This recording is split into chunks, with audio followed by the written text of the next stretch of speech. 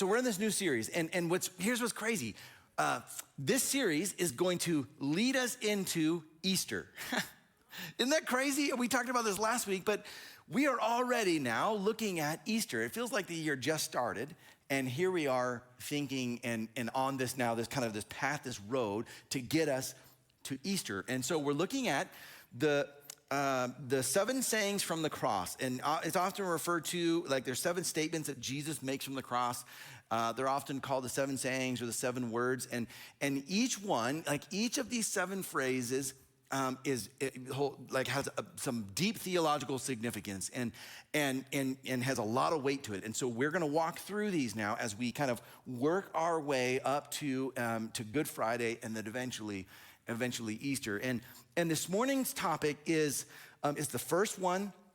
It's the first word from the cross, like chronologically. It's the first thing that Jesus says while he's on the cross. And this one is a tough one. Not because it's hard to understand. This morning is not gonna be like, you're not gonna have to do some like theological kind of work like, man, that's really complicated. No, you're gonna understand it. That's not why it's hard. It's not because it's hard to understand, it's because it's hard to do. This is maybe the hardest thing God calls us to do. It takes real strength, incredible amount of internal strength to do this. The first words that Jesus says on the cross is, Father, forgive them. This morning we're talking about forgiveness, and it's always a heavy topic, and it's always personal. When we say forgiveness, you have this sense of, oh, here we go. Forgiveness is not easy, but man, is it essential. Here's what we see. Jesus on the cross, we see this in Luke chapter 23. Here's what it says. 2 other men, both criminals, were also led out with him to be executed. When they came to the place called the Skull, they crucified him there along with the criminals, one on his right and the other on his left. Jesus said, Father, forgive them, for they do not know what they are doing. And they divided up his clothes by casting lots. The rest of these 7 words or 7 sayings, we're gonna continue to walk through together, but this is the beginning, and then the rest flow out of this. And this idea of forgiveness I promise you, you're gonna walk away going, oh man, that is heavy. This is heavy. You've probably heard this saying. Correct me if I'm wrong, or tell me if you have. Have you heard this saying? Hurt people hurt people. You ever heard that? Right? The people who have been hurt are the ones who go and do the hurting, right? Hurt people hurt people. They do that. Okay. In this sense, as the followers of Jesus, we're called to a similar thing. It's not hurt people, but here's what we're called to. Ready? Forgiven people, forgive people. If you've been forgiven, here's what God is wanting you to do, to forgive people. This morning, we're gonna talk about why it's so hard and what it looks like and what it does for us, and also why we don't like doing it, like why we prefer not to. But this is the statement, this is what's true. Forgiven people, forgive people. So the first thing we know about forgiveness, the first thing we're gonna talk about is this, and this I hope will reframe our understanding of forgiveness. Forgiveness is costly, yet we all need it. Forgiveness is not a light matter. Forgiveness, think of it like this. Forgiveness is expensive. Forgiveness is not free. There is no such thing as free forgiveness. Forgiveness always costs something, yet we all need it. Paul says in Romans chapter 3, he says, for all have sinned and fall short of the glory of God. You have sinned, I have sinned, all of us have sinned, and we need forgiveness, and we like it. That's the good news. I mean, we don't like the fact that we're sinners, but we like that we are sinners, and God has a plan, and his plan is to forgive us. What we don't like is then what he calls us to do after that. Ooh, this is hard. This morning is gonna be hard. Jesus prays this, and notice this wasn't an instant pardon, but a plea for the Father's mercy on the people that would be crucifying him. They hadn't even finished it yet, and he's already praying, Father, forgive them. He prays for this, and he doesn't, like, many people think this, they'll say this. If you were to have a conversation with people, either strangers or coworkers or neighbors or just maybe even friends, and who aren't Christians, and if you were to have a conversation about like spiritual things and say like, what do you think happens after we die? You believe in an afterlife? Yeah, I think, you know, there's probably some kind of heaven, whatever that looks like, and you know, I think I will go there. Oh, why do you think you go there? Like, why do you think you would go to heaven? And this is the answer 99 times out of 100. Well, because I'm a good person. I've had this conversation with, I don't know how many people in my life. I've never had someone, never once say, I'm actually an evil person. They can make terrible decisions, like the worst decisions, and they'll go through listing out all the things, and they'll say, but I'm still a good person. I'm a good person who's done maybe some bad decisions, but I'm a good person. Everyone recognizes themselves as a good person. What it takes for you to understand forgiveness and salvation is this: I'm not a good person. I'm actually not a good, sin is in me, and it's affected every area of my life. That's the precursor to understanding you need a Savior. And so Jesus recognizes this, Paul recognizes we've all sinned, we all need it, and yet it is costly. So what is forgiveness? Let's talk about what it isn't. Because this is, I think forgiveness is confusing for us. Forgiveness is a hard topic because we know what it means, but we don't understand the real biblical application of forgiveness. So what forgiveness isn't? Forgiveness is not cheap grace in which you just ignore sin. Forgiveness is not, well, just forgive and forget and move past it.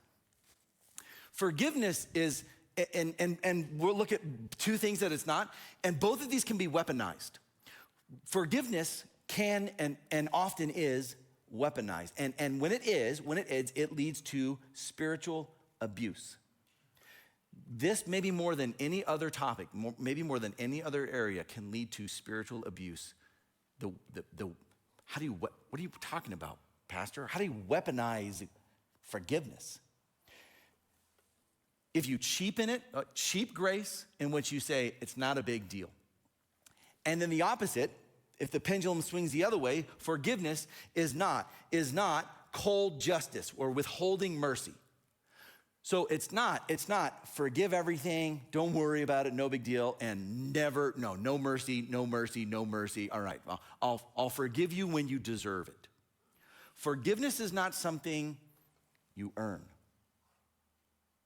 It's not something someone in your life deserves.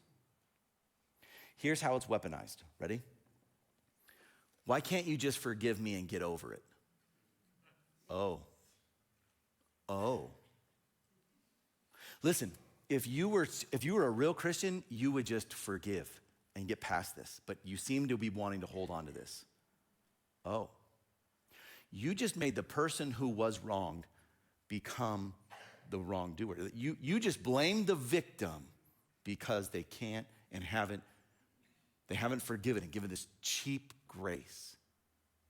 It's their fault. Why can't you just forgive me and get past this? Oh, you see how this can be weaponized. That can easily lead to a misunderstanding of what forgiveness is, and then misapply it in your life. And what happens is you become a victim again. So what is forgiveness then? All forgiveness involves suffering. All forgiveness involves suffering. Someone has to absorb the cost. Someone has to pay the cost. All forgiveness requires suffering. It costs something, all of it. Think of it like this. If you get in a car accident, someone has to pay for it. Someone has to pay for that wrecked car, whether it be an insurance company or the person who hit you or yourself if it's hit and run and you're like, wow, great. So think of it like this, right? There is a debt, a cost to be paid. If someone else pays it, that's justice. If someone else, an insurance company, the person, they pay it, all right, they made it right, good. If you have to pay it, it's forgiveness. But someone has to pay that cost. Think of it like debt, like credit card debt. You don't just call a bank and say, hey, can you forgive my loan? Only the government can do that, right? Like they just forgive stuff all the time. You've been forgiven. Like, man, they are super spiritual, our government is. And but you can't call a bank and say, hey, can you just forget my debt, my credit card company? Hey, Chase, can we forgive that? No. You pay it or someone else does. The debt doesn't just go away. Okay, when we have a need for forgiveness, an offense of some kind, there is a debt. You have a debt. Someone has to pay it. Forgiveness then is the act by which God absorbs the cost of your sin. That's forgiveness. He pays the cost. This is biblical forgiveness. Now, the hard part then is that we are called to do the same. And there may be instances in your life where you're called to absorb the cost of someone else's offense. This is why forgiveness is so hard. It's so difficult. Forgiveness is costly, yet we all need it. Now, we all need forgiveness. That's sure. All right. But this is a natural question that we would get. Why do I have to forgive? That's God's business. That's his job. It's his job to forgive. Why do I have to do it? Okay, I hope that this morning reframes your understanding of forgiveness and why we should do it and what it looks like. So you don't forgive someone because they deserve it. Ready? You forgive because of what it does to you. Here's what we could say. Unforgiveness traps you in a prison of bitterness. If you don't forgive, what you're doing is actually harming yourself. You don't forgive someone for their sake. Ready? You forgive other people for your sake. The biblical understanding of forgiveness is very different than like the weaponization of it. Like, you need to forgive me or else. No, that's not biblical forgiveness.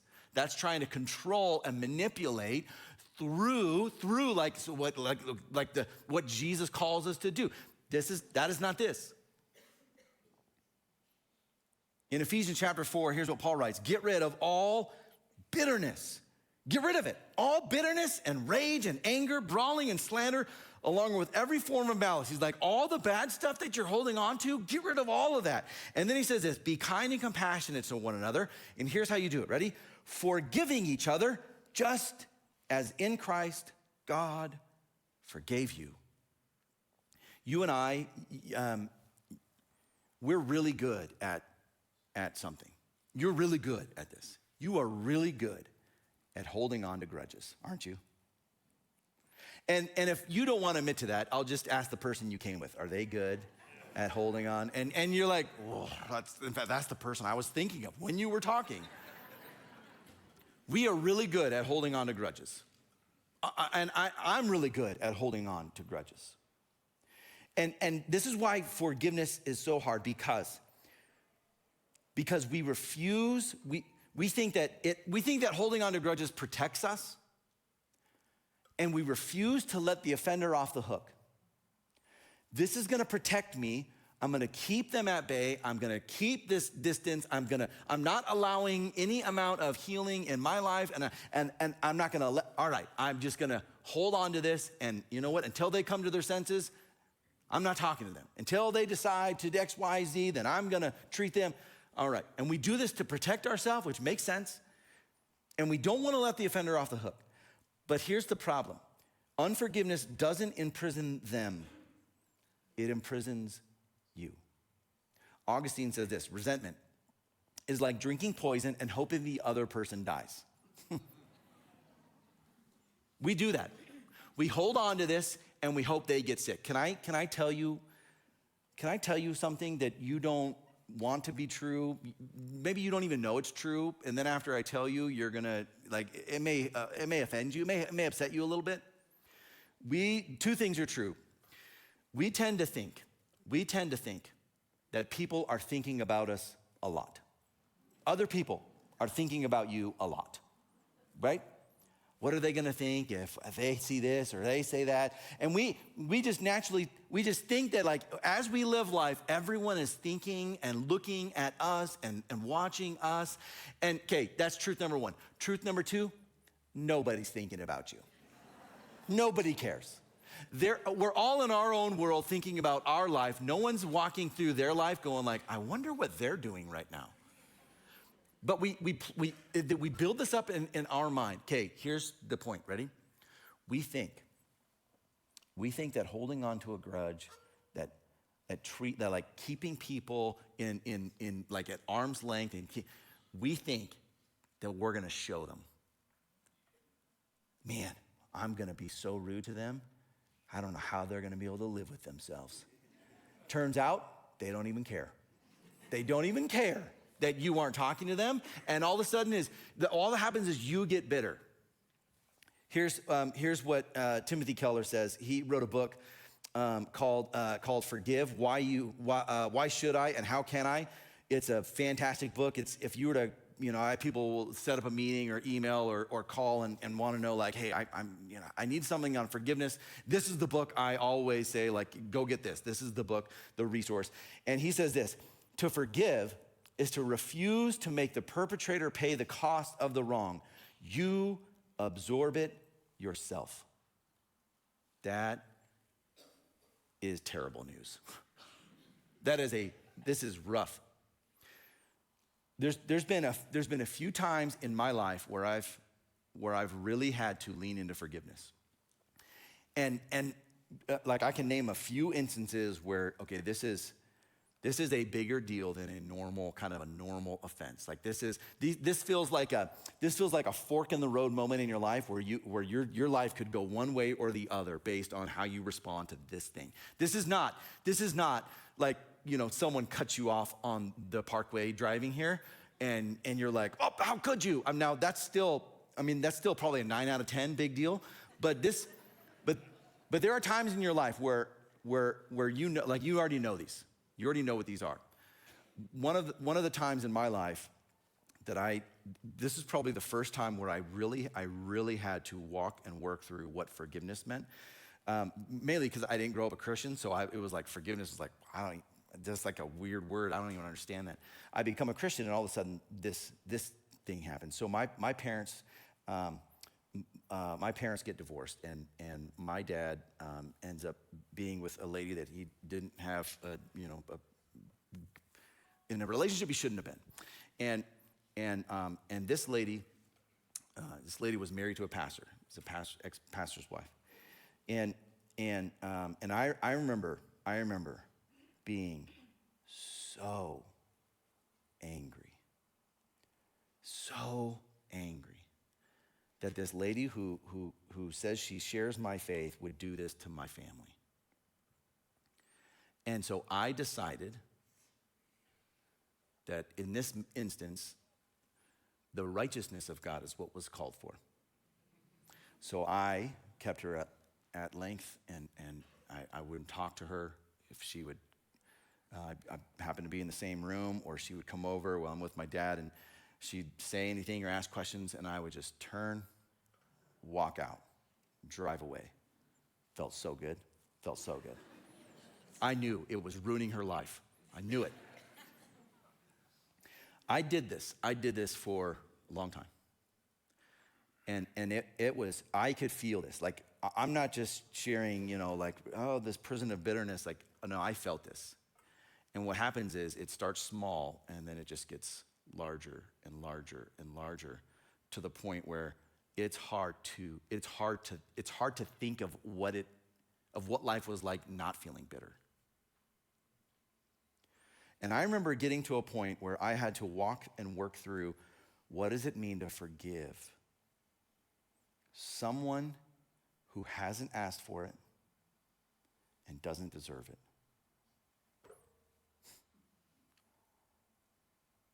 Okay. I think it requires the same amount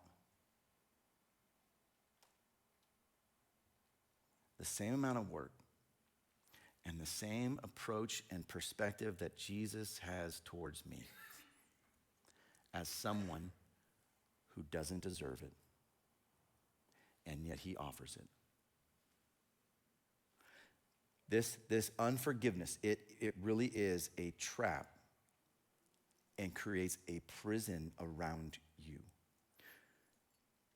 Corrie ten Boom, I don't know how many of you know the story of Corrie ten Boom. She was arrested for hiding Jews from the Nazis during World War II, and she writes about her story, her experience. She's since passed away a few decades ago, and she writes this excerpt from a book she wrote called The Hiding Place. And here's what she writes. So she was arrested and thrown into these concentration camps because she was hiding Jews.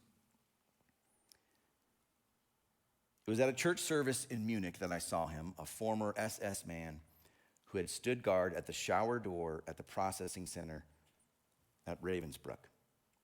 He was the first of our actual jailers I had seen since that time.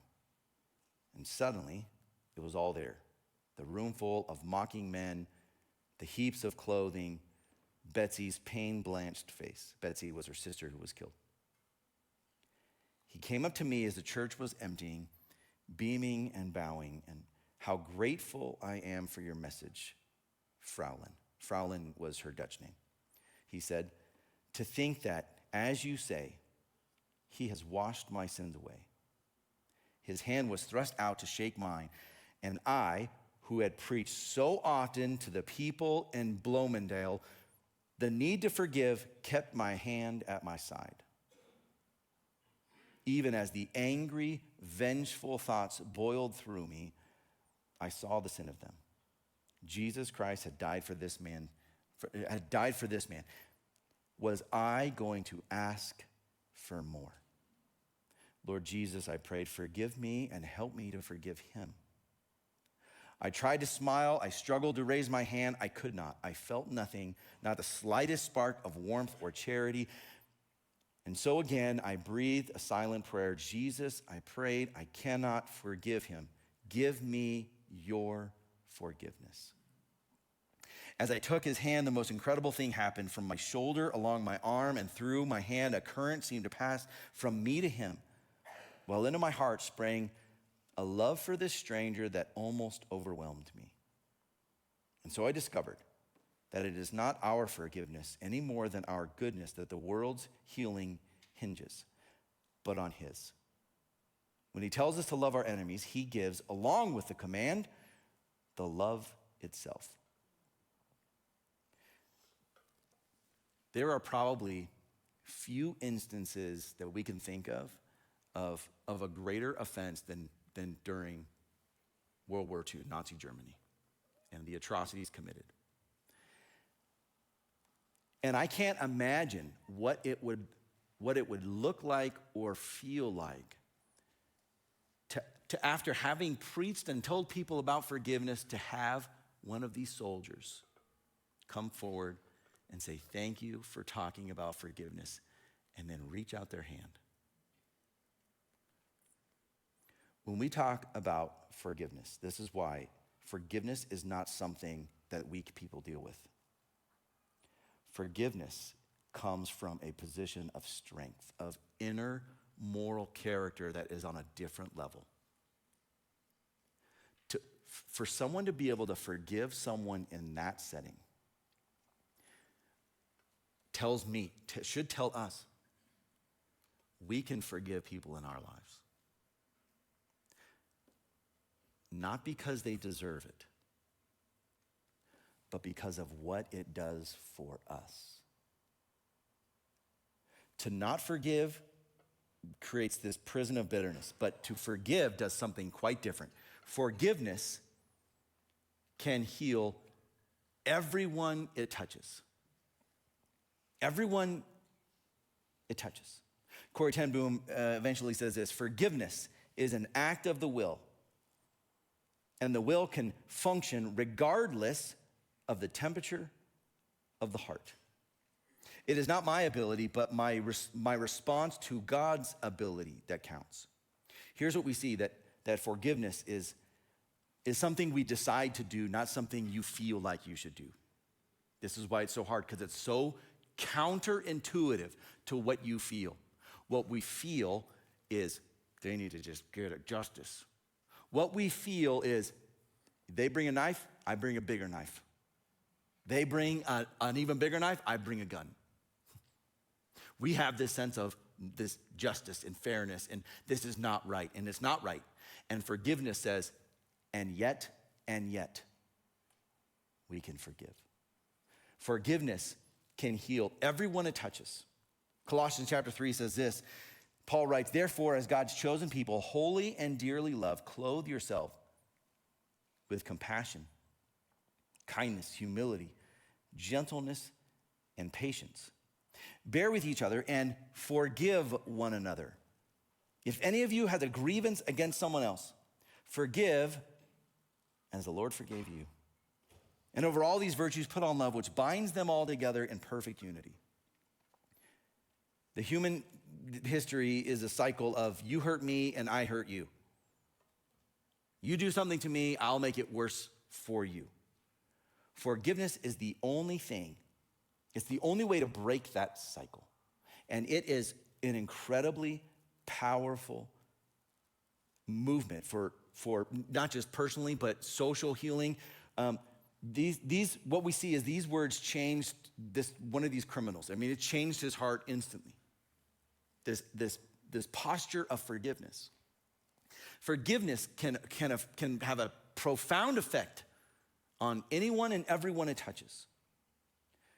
Martin Luther King Jr., he says this in a sermon that he titled Love in Action. He says this: forgiveness is not an occasional act. It is a permanent attitude. When people retaliated with violence, he chose nonviolence because forgiveness is the most powerful force on earth. To forgive someone. We've seen this. You see this in the news, and it's so remarkable when it happens. When someone who has been victimized so badly can come to a position where they forgive the person who's done this. Maybe you've seen videos of this where you'll see in a courtroom someone who has taken the life of someone else, and you see the parents in the courtroom of the victim, and they're allowed to speak. And you've seen the ones where they say, you deserve to rot and I hope you pay, and the jail is too nice of a punishment for you. I hope the worst things in your life, and you're like, yeah, that's how I would feel. And then you see instances where people whose loved ones have been killed by that person right there, and they say, I forgive you. And I don't hold any ill will towards you. It doesn't just free them. You see this person, they'll break down and start crying and wreck it and like, I don't deserve this. It is the most powerful thing that you can experience is forgiveness. It can heal everyone it touches. So how do you do that? How do you forgive? How do you forgive like Jesus? There's a process of forgiveness. So let's walk through this and talk through this. This is not I'll forgive you tonight and tomorrow everything is fixed. But this may take some time, depending on the magnitude of the offense. This can take some time. Here's step one. If recognizing, like understanding you need to forgive, is this: recognize the wrong and don't deny the hurt. You don't downplay the effect of this offense. If someone says, just forgive and you need to forgive and get past this, you don't. I mean, hopefully you forgive. Hopefully you can get past this, but not because they're telling you to. listen, when you did this, here's what it did. Here's how it hurt me. Here's what it felt like. Here's what it's caused me in my life. You recognize and you identify the hurt. You don't downplay it. You don't act like it's no big deal. Nothing happened. That's step one. Step one, you and I, we can do. We can do that and say, yeah, I can certainly identify how this person has hurt me. Step two is the hard one that most of us don't get towards. Some of us get stuck in step one for our entire life, for decades. We never get past it. We never get to the point where we can actually forgive and find healing. Step two is this: surrender the right to get even. And you trust God. You trust God with justice. If it's justice, all right. I surrender my right. You bring a knife, I bring a bigger knife. Okay, here's what this means. Ready? I'm putting down all my weapons. I don't want to fight. I don't want my need for revenge, I'm letting go of. That is really hard. And it's something you have to decide internally. You can't tell someone to do this. You can't tell someone, you need to forgive me, or else. Okay, that's not this. Step two then is surrender your right to get even. All right, if step two was hard, step three, you're gonna love step three. Step three is this, ready? You pray for the offender. What? Listen, I can recognize how they've wronged me. I can even say, fine, I don't want to get even. I don't want them to hurt anymore. Okay. Now I have to pray for them. Only if you're serious about forgiveness. Jesus says, pray for those. Like, pray for those. Pray for your enemies. Love your enemies and pray for those who persecute you. He didn't mean that though, did he? If you go through this and you get to this point where you can pray for the other person, even if you don't feel like it, not because you think they deserve it, not because you have some newfound emotional like sense of love and appreciation for them, but because I know God calls me to, but I don't feel like it, yet at the same time, I'm going to be obedient. God, I'm gonna do this. And then you get to step four. Step four is to move forward in freedom. Because forgiveness is about your heart, not theirs. It's not making them right. It's making things right for you. So I'm going through this with this person in my life, and I'm not talking to her for a year, and then I got to a point where, all right, I can at least tolerate her presence, and I can be in the same room, and we can even have a conversation. And we'd started, we'd do, family stuff or holidays, and it was like, all right. And then I got to a point, this is how I knew, like, okay, all right, God, you're doing something for me. And it was well over a year. The first time I prayed for her, not with her, but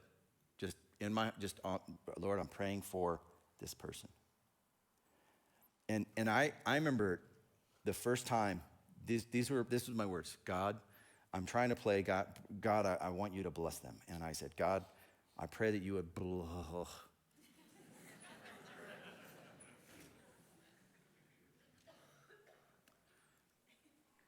I really want you to bless her. And I don't know what that looks like, but all right. I don't want what's worse. I don't want any ill will. But God, you move in her life. She's your child too. If you can get to that point from someone who has caused real pain in your life, you are now moving in this road of forgiveness, and you are at a great spot.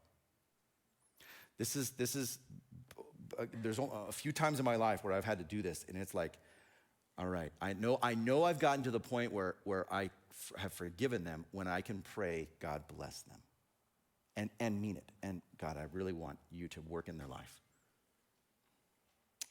And it's not the day after they do something to you. It takes time. And eventually you get to a point where you move into freedom, And you say, I don't want to be in this prison of bitterness. I felt it, and then it's like, it's just gone. It's like, oh, okay, I don't have to hold on to this anymore. Forgiven people, forgive people. Now, let me add an element to this that changes maybe our understanding and perspective of forgiveness. Forgiveness does not mean, okay, listen. Forgiveness does not mean you have to trust them again. Forgiveness does not mean that they get put back into the place in your life they once had.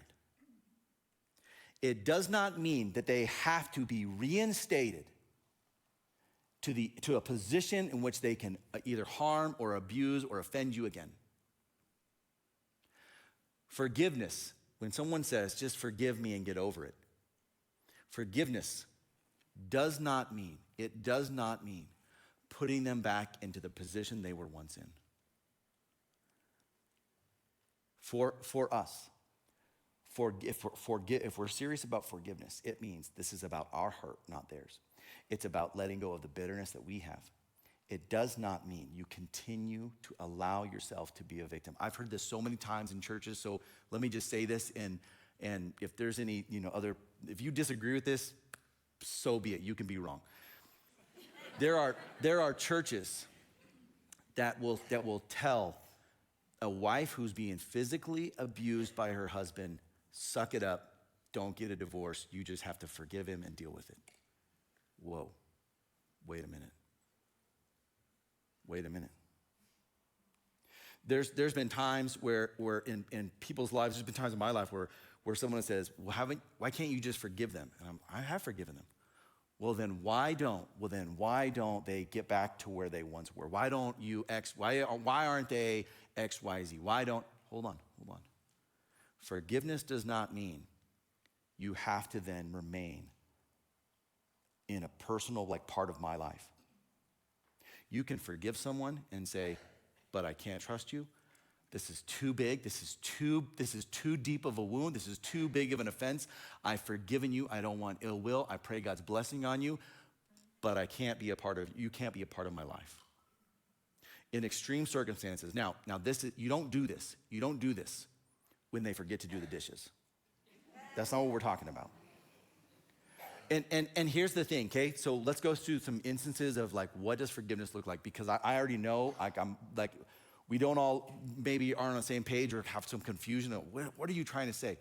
There are times. So how do you forgive someone? Okay, let's go through some examples here. Some what it looks like. How do you? For some of us need to forgive someone who's no longer alive. How do you do that? How do you forgive a parent or a relative or a friend even, maybe who once was a friend? How do you forgive someone who's passed away?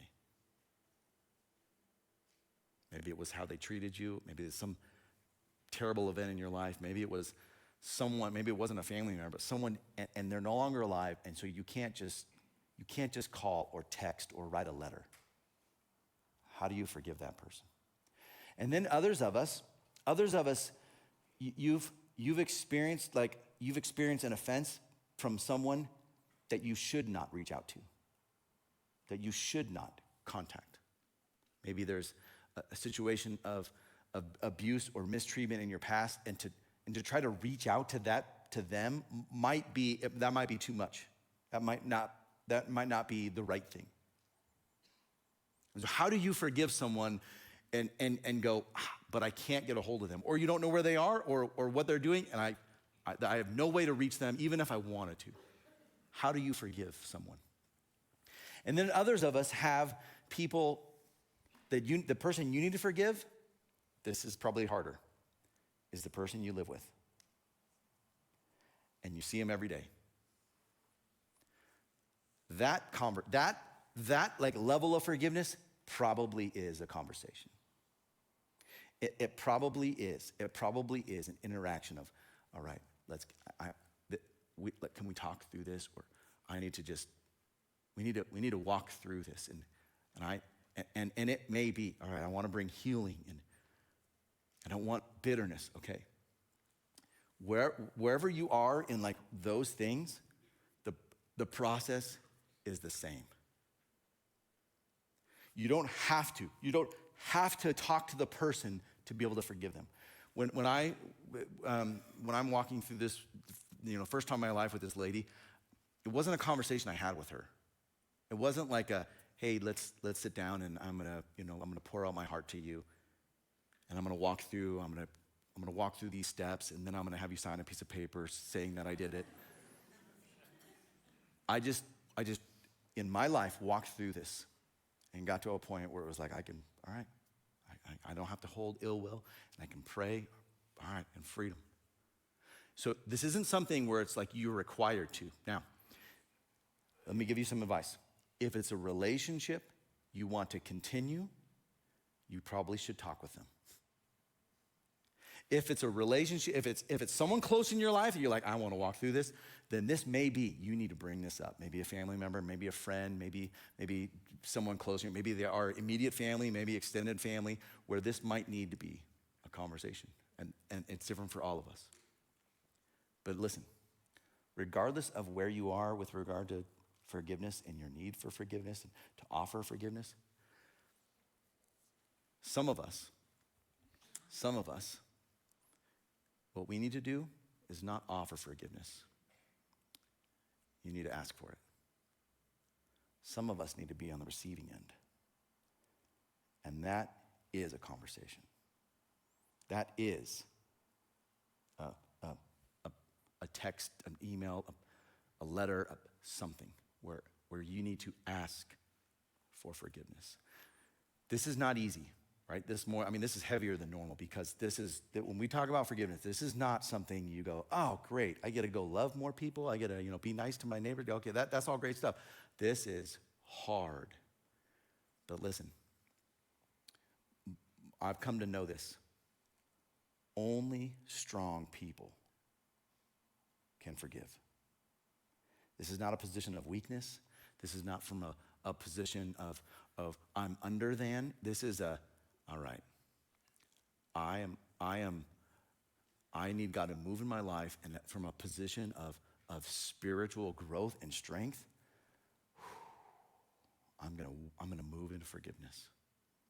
And that process can take time. So I'm gonna pray for us. Would you do this? Would you stand with me? We're told, Father, forgive them. The first words on the cross. And we know this, forgiven people forgive people. So, as people who have been forgiven, here's the deal. You've been called to forgive others, to not hold grudges and to say, all right, I'm gonna lay down my desire for revenge. I'm gonna pray God's blessing for it. I'm gonna pray for them, God move in their life, and I wanna walk out of this prison of bitterness that is in my life. I need freedom from this. Some of you, you can do this today. Now, we're gonna pray here in a second. And as we do, this is not a pray, forgive them, and it's done. That is an unrealistic expectation to do this morning. Instead, what you can commit to is saying, I wanna start this journey of forgiveness. I'm gonna take the next step in forgiveness. Or I'm gonna ask for forgiveness. I need to ask for this. So would you do this? Would you bow with me? And as you bow, I want you to think about the person in your life that either you need to forgive or you need to ask for forgiveness from. I want you to think of that person right now. This could be a friend, a relative, a family member in your immediate family, someone from your past that you don't even know where they are, but they've hurt you deeply and you still carry that. So Lord, with all of us thinking of the person we need to forgive or ask forgiveness from, will you help us to be people who are convicted of what we believe, that we don't just preach, we actually practice forgiveness. Give us an internal strength and fortitude in this, because this is not easy. So help us to walk down this journey and this path of forgiveness, understanding of this really is about our heart, not theirs. This really is for our good, not just theirs. Lord, help us to be people who forgive because you have forgiven us. Not because we deserve it, simply because of your grace. Be with us this week, Lord, as we walk down this journey of forgiveness. Pray this in Jesus' name. Amen.